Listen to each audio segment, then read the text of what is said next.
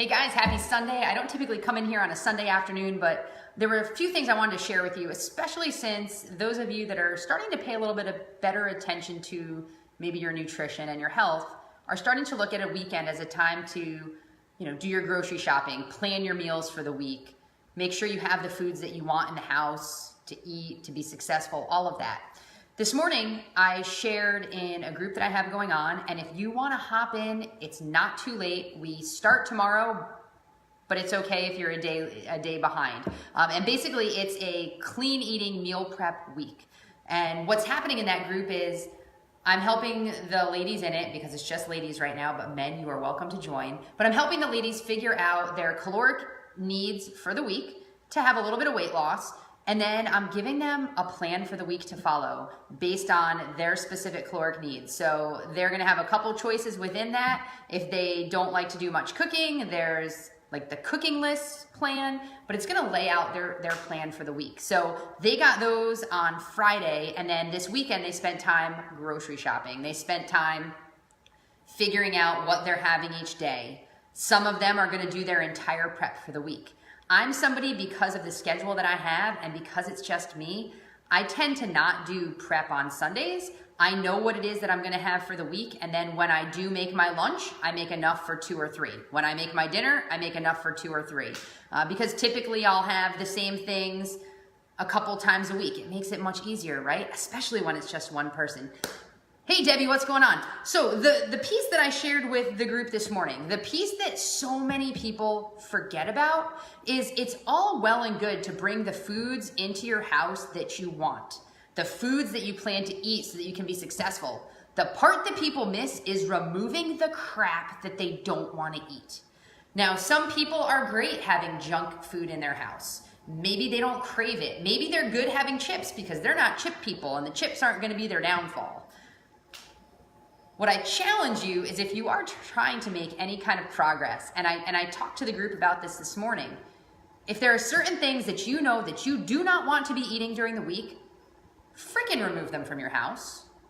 Now, I know that's easier said than done. I personally, right now, I'm living by myself until my husband gets down here in a couple months. So it's just me. I'm not having to fight with kids and a husband about the foods in the house.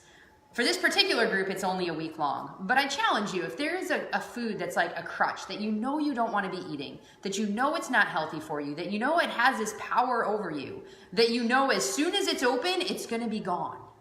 Talk to your family about you needing to just not have it in the house. Like, why have it there? Like, why fight the temptation? Like, that's all well and good if you can have it and you can fight it, and good for you. But why make life harder?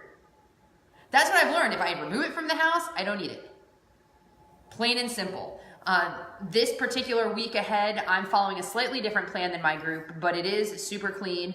It's a vegan plan, and I'm doing it this week without coffee because that's one of the things that my friend asked. I'm testing a plan out for her. So I'm not gonna have coffee, and I'm also not gonna have my Recover drink. After really hard workouts, I've been using Performance Line Recover drink from my company that I absolutely love. I fully endorse. The only problem with it is it has whey protein, and I'm gonna be strict vegan this week, which means no Recover drink. So what did I do? Like, I literally this morning, I packed up my coffee, and I packed up my Recover, and I brought it out to the camper, and I put it in the camper, and I locked the door. Because I can go without coffee, but the reality is, it's always been part of my morning routine. And I can just see myself waking up tomorrow morning and mindlessly walking over to the coffee pot with my little Keurig and boom, drinking the coffee. So for me, I removed it from the house. Some of the other foods that are like a killer in my world, and one of the reasons I used to love to visit my grandfather so much, and I love to visit my parents when my grandfather lived there, was Oreos. Dude, I can't pass up on an Oreo. I know I can't pass up on an Oreo. I cannot tell you the last time I purchased Oreos, with the exception of my grandfather's funeral. That was the only time that I've purchased Oreos in the last like 4 years, because I use that as an excuse to eat Oreos, because I know I can't have them in my house. Going to my sister's house is like heaven and torture all at once, because she has all of the foods that I don't have in my house. And I eat them when I'm there because I just can't control myself. So with my babbling and all of the junk that I'm saying, as you are trying to set yourself up, as you're trying to move forward and start to make better habits, yes, it is so vitally important that you have the right foods in your house, but it is equally important to remove the foods that you don't want to have.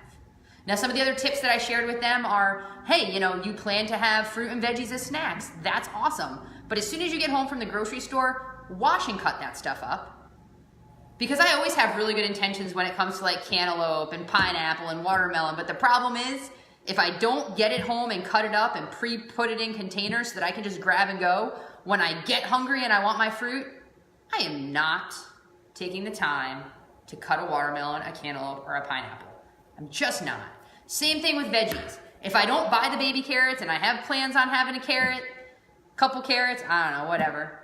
If I don't have it cut up, I'm just gonna grab something else. And again, if there's crap in my house, that's what it's gonna be. So set yourself up. Set yourself up so that you can be successful if you're looking to make some changes. Now, if you want help in making some of these changes because they just seem like overwhelming, because believe me, I get it. I was so overwhelmed and I kept putting it off because I was afraid that it was gonna be too hard. I was afraid that I was gonna be hungry, that I was not gonna be successful. And when I finally had all of those things stripped away, when I finally had a plan in front of me that was laid out for me, basically that it was dummy proofed because I'm a dummy in the kitchen, once it was laid in front of me, once I got smart and got rid of the junk, once I started to wash the fruit as I came in the house and cut the veggies as I came in the house, everything fell into place so much easier. That added layer was having a group and some accountability. So if you want some help with that, reach out, let me know. Drop a comment below that says, I want more info on your group. Add me to your group, whatever you want to say that indicates to me you want to be in that group so I can get you going there. And then just reach out if you want help figuring out a plan. All right, I've babbled at you far too long for a Sunday afternoon. Happy meal planning, happy meal prepping. Hope you have a fabulous rest of your day, that you get some good rest, and that you can just start tomorrow like on point, ready to crush the week with some new goals, some new challenges that you go ahead and meet head on. All right, have a great one.